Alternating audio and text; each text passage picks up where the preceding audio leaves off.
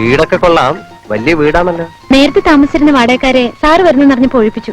ഇതിന്റെ വാടക എത്ര? 1500 രൂപ. എനിക്ക് ആകെ കിട്ടുന്ന ശമ്പളം 1500 രൂപ. എനിക്കറിയാം. ഓ, അപ്പൊ തന്നെ ഒരു വഴിയാക്കാനായിട്ട് ഇറങ്ങി തിരിച്ചിരിക്കുക. 1500 രൂപ വാടക ഞാൻ കൊടുത്താ പിന്നെന്താ വായു ഭക്ഷണം കഴിക്കോ? വീട്ടിൽ അമ്മയ്ക്ക് എന്തെങ്കിലും അയച്ചു കൊടുക്കണ്ടേ? ആ ചൂടാവാതെ സാറേ, വീട്ടുടമസ്ഥയ്ക്ക് വാടക വേണ്ടെങ്കിലോ? വാടക വേണ്ടെന്നോ? അതെ, this house belongs to Miss Nimikka Nair. എനിക്ക് വാടക വേണ്ടെങ്കിലോ? എന്നാലും ഇനി എന്തെങ്കിലും കംപ്ലൈന്റ് ഉണ്ടെങ്കിൽ മിസ്റ്റർ കരുണാകരൻ നായരോട് സംസാരിച്ചാൽ മതി. അദ്ദേഹമാണ് ഭാവിയിലെ മരുമകനെ ഇവിടെ തന്നെ താമസിപ്പിച്ചാൽ മതി എന്ന് പറഞ്ഞത്. ഞാൻ എന്ത് ചെയ്യാനാ?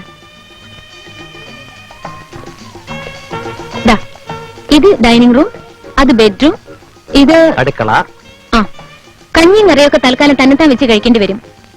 അല്ല, സാറിന് കോളേജിൽ പഠിക്കുമ്പോഴേ പ്രീവിയസ് എക്സ്പീരിയൻസ് ഉള്ളതുകൊണ്ട് വലിയ ബുദ്ധിമുട്ടുണ്ടാവില്ല. ഒഴിവു ദിവസങ്ങളിൽ ഞാനും കൂടാം ഭക്ഷണം കഴിക്കാൻ. എനിക്ക് ആകെ കൂടെ ഒറ്റ കറിയെ വെക്കാൻ അറിയും. എന്ന് അതും കൂട്ടി ഊണ് കഴിക്കേണ്ടി വരും. എന്ത് കറി? സാമ്പാറെന്നോ പുളിശ്ശേരിയെന്നോ രസമെന്നോ എന്ത് വേണമെങ്കിലും പറയാം. തനിക്ക് നിർബന്ധമാണെങ്കിൽ എല്ലാം കൂടെ ചേർത്ത് സാമ്പിളി സാം എന്ന് വിളിക്കാം. ഇംഗ്ലീഷിൽ അതിന് വെജിറ്റബിൾ ക്ലമണ്ടോ എന്ന് പറയും. ക്ലമണ്ടോ സാറ് തന്നെ കഴിച്ചാൽ മതി.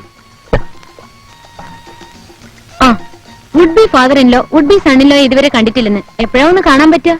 അതിനെന്താ, കാണാം. എപ്പോ വേണമെങ്കിലും ഞാൻ റെഡി. കോളേജിൽ ഞാൻ ഡ്രോപ്പ് ചെയ്യാം. തൽക്കാലം സാറ് പോയൊന്ന് കുളിച്ച് റെഡിയാവും. ചെല്ല്. താമസിച്ചാ ഞാനങ്ങ് പോവും. പിന്നെ വഴിയറിയാതെ ചുറ്റിത്തിരിയേണ്ടി വരും.